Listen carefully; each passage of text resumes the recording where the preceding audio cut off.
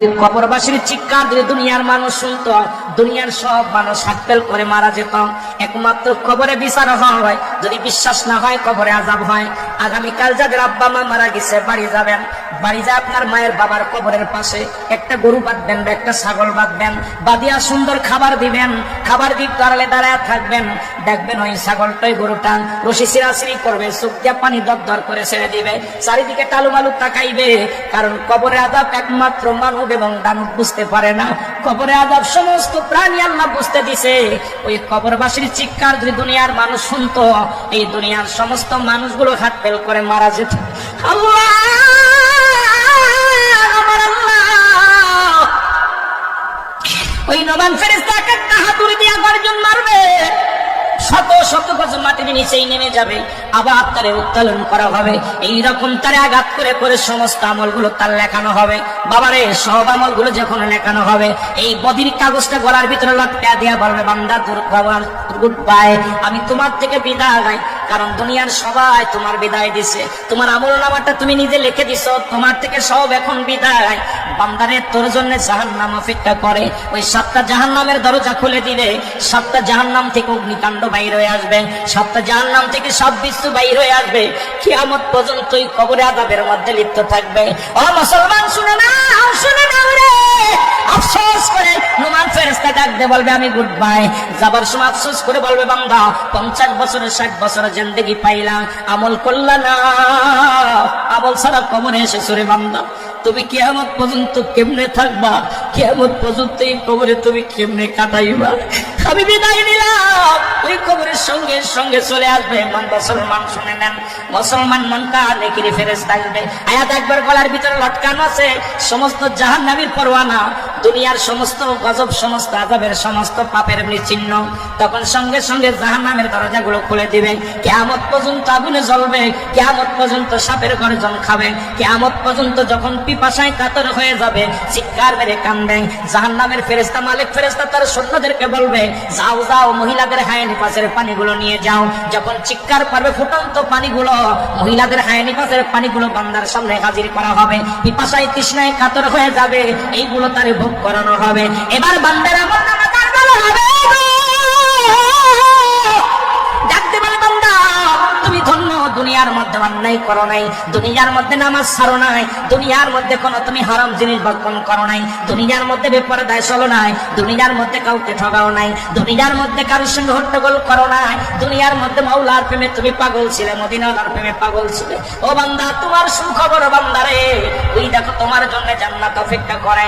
8টা জান্নাতের দরজা খুলে দিবে, একটা নয়, হাঁকা যা, হাঁকা যা। কিতাব বলছে অনেকগুলো নিয়ামত পাবে ওই বান্দা, এত পাপুরন্ত ভান্ডার আল্লাহ তারে দান করবে। বলবে, বান্দা কিয়ামত পর্যন্ত এই জান্নাতের হাওয়া তোর কবর পর্যন্ত আইব।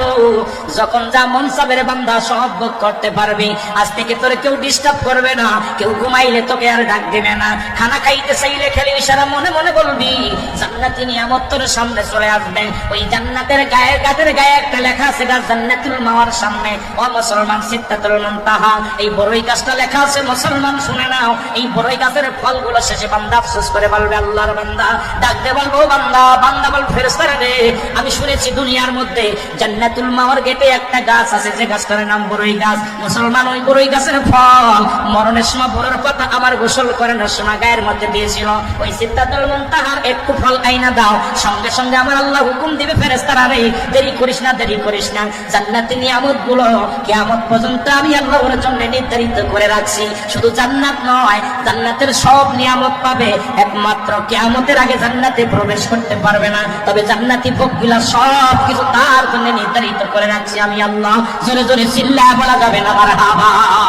সুতরাং পৃথিবীর মধ্যে কত নবী আসলো, কত গায়ক আসলো, কত কুতুব আসলো, সবার চলে যেতে হয়েছে। আপনি আমিও চলে যাবো, কেউ থাকবো না, থাকার সম্ভাবনায়। যখন ফেরেশতা নামটা লিখবা নামটা জান্নাতি, শুনে যান, শুনে নেন। এবার শুরু হয়ে গেল কবরের জগৎ, শেষ হয়ে গেল।